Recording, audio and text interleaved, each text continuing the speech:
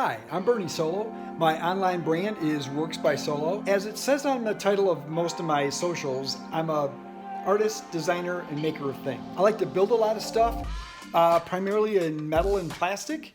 And one of the great resources that I go to a lot for materials is Online Metals, and especially the Protoboxes. I just got a shipment today, so let me show you. All right, well, here's my Protobox. It's actually two Protoboxes in one. There is 10 pounds of brass in here and 5 pounds of copper. I don't know what the profiles are yet. It's always a nice surprise when I open it up. I want to point out though that it's always very well packed. One really great thing about Online Metals is that they have 6 warehouses around the United States. I'm in Michigan. The closest warehouse to me is in Ohio, which means I get 1-day shipping service.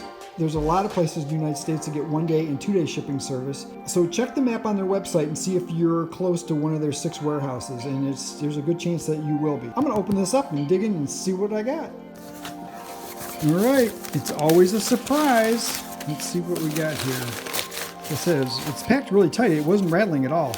This is a nice thick bar here. So that's supposed to be 10 pounds, which it feels like it is. And then here's the copper, which was a 5 pounder. There's some nice bar stock there. I can see that. Oh man, solid copper. God, I already got some ideas of what I'd like to do with this.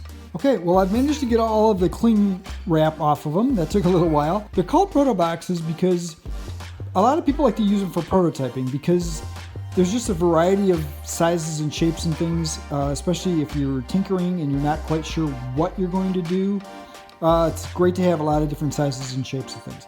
Now, what it is if you're not familiar with the term drop is a piece that sort of drops off as they're cutting pieces for specific sizes for other customers. They'll have pieces that are left over. Like if you notice, right here it says 144 inches.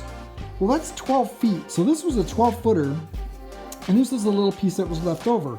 So they usually keep the part with the labels so that they can, for their inventory. And it ends up being just this little piece. And so that's why they're such a good value. If you'll notice, like these two pieces here, okay, same sort of thing, was 144 inches. So this was a 12 footer, but look at this. One's a tube and one's solid. Those can be used for all kinds of different things.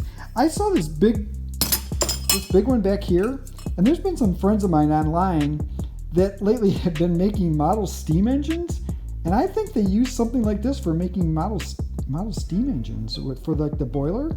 The one thing I'm not familiar with, I haven't really used a lot of copper for machining anyway, but there's some solid bars here of copper. What's funny about this one right here, that's almost the diameter of an American penny. Slice those off of there and make little coins maybe. Here's another piece of tubing. Again, there's some are solid.